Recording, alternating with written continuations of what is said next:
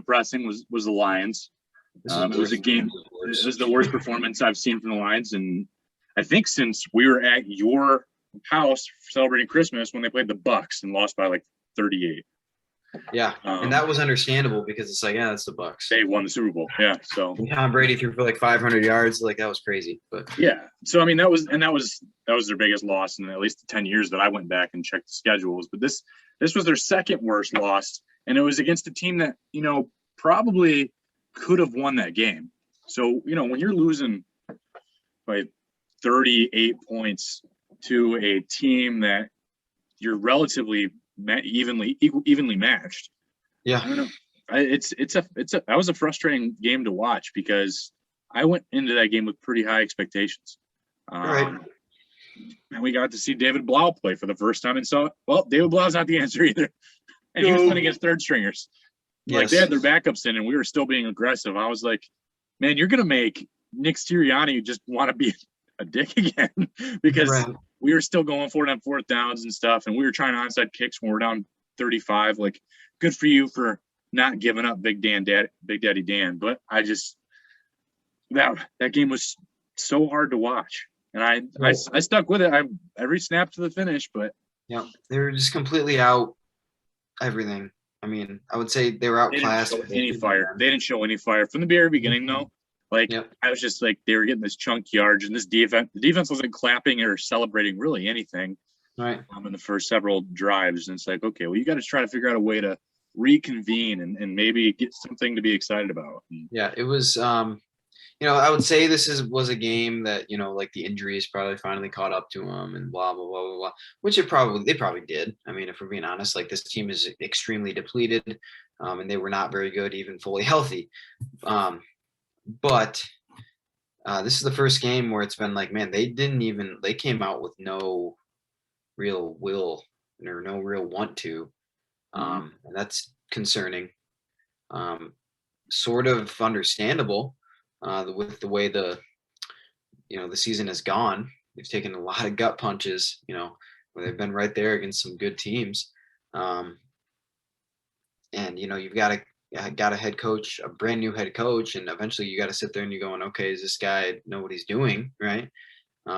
If you're a veteran on a team or something like that. But, it's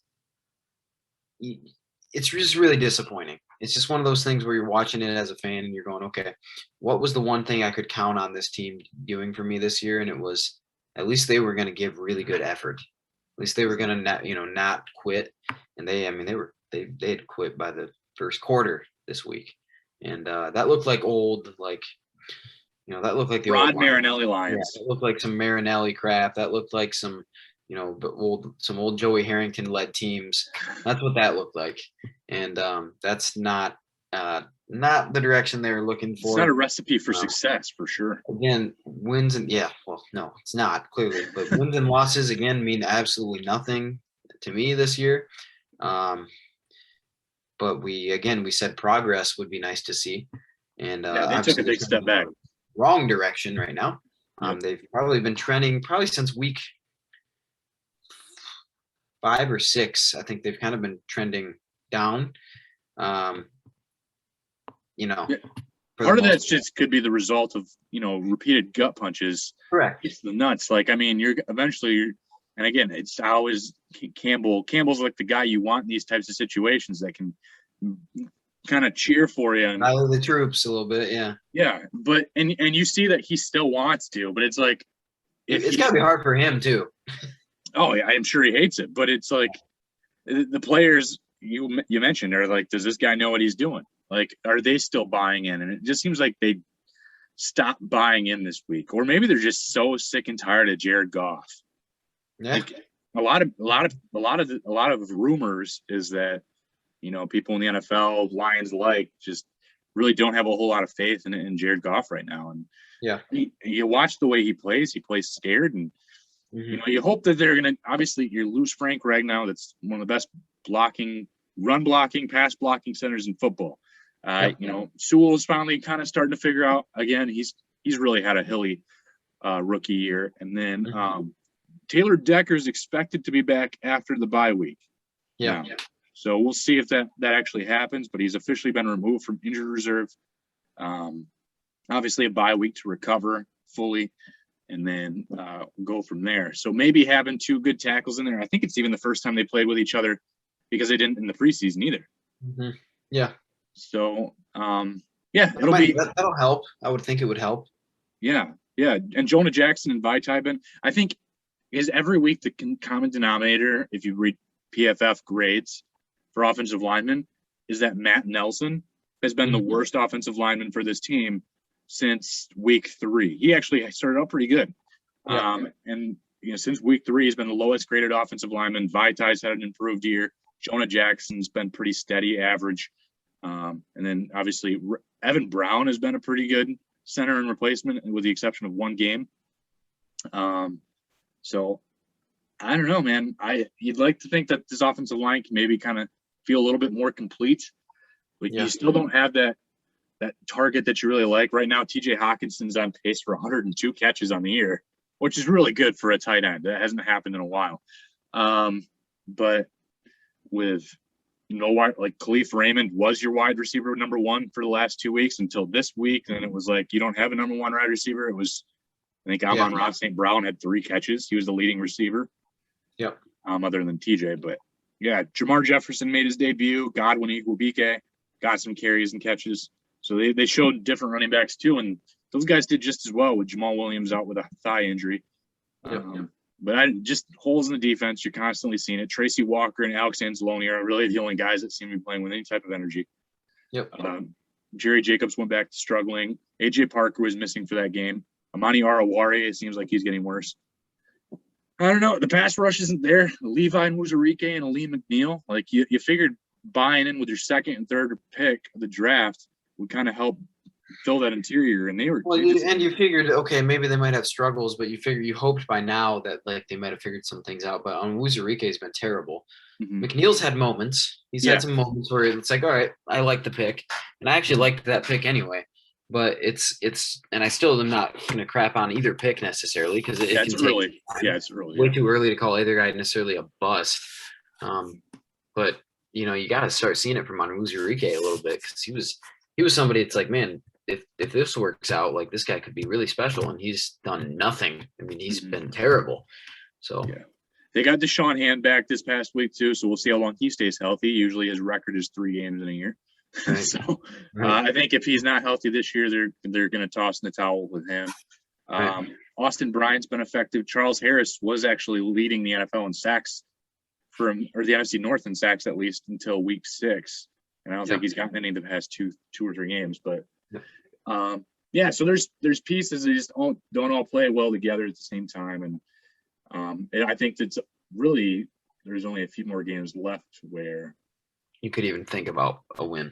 Yeah, and we talked with Jeff Risden, the Steelers look like a feasible win, but now the Steelers seem to have something on track here. They're 4-3. Again, here was my thing, and here was why I said, because I think 3 or 4 weeks ago I said, I don't know if there's a win here.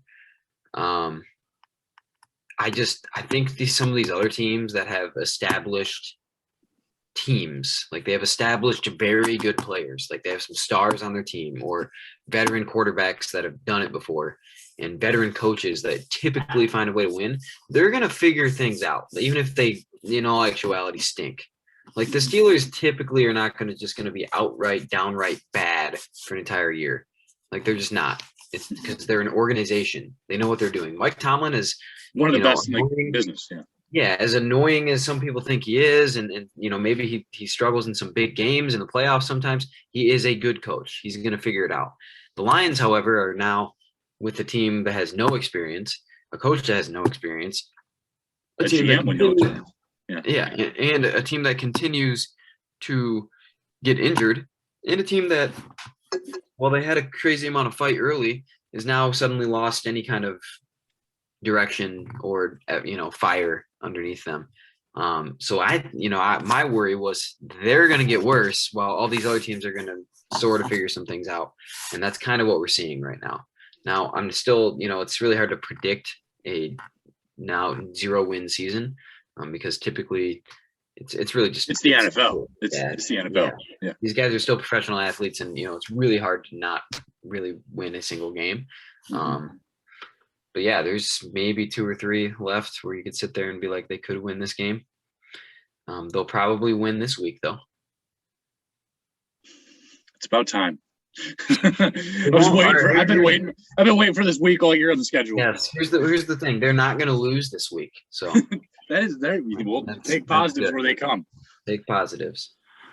What do you think the biggest thing they have to work on over the bye week is? I mean, you said everything, and you're not wrong. There are so many issues to fix on this team.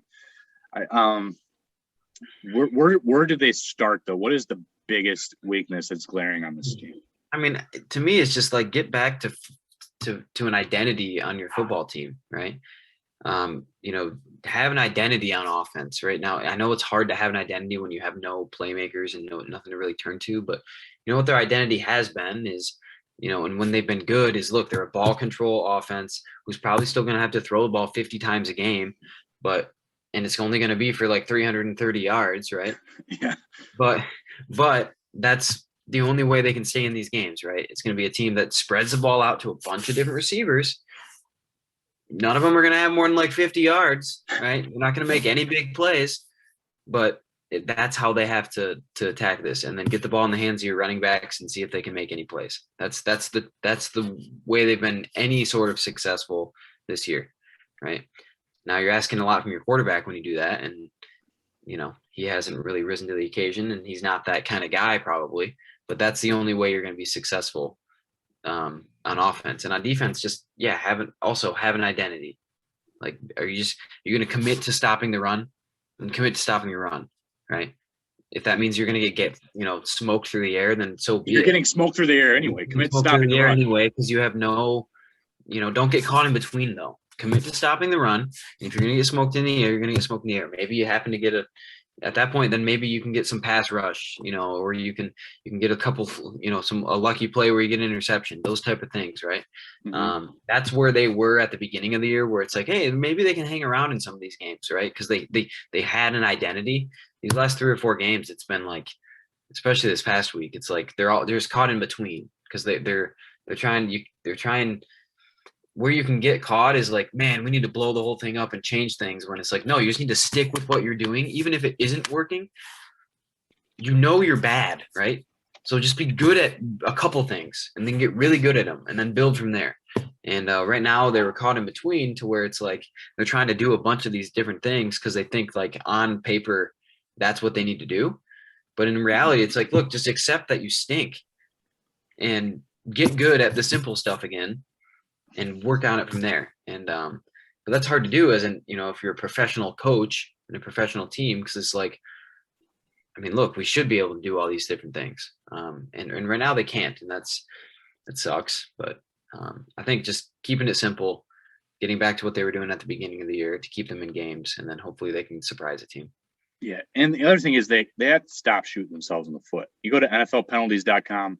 Yeah. It lays out all the penalties and stuff, and Detroit is 4th worst in football in net count yardage for penalties and stuff. And it's surprising that first place is actually the Tampa Bay Bucks, who are a pretty good team. But you can't shoot yourself in the foot, because I think the difference with the Bucks is they have the pieces to get right back, get that yardage right back. Yeah. Detroit doesn't have the pieces. This is a team that has a very small margin for error. So because of that, you have to play the most disciplined football you possibly can. Like, that means you watch that ball get snapped before you start jumping off sides, give a team a free play. Mm-hmm.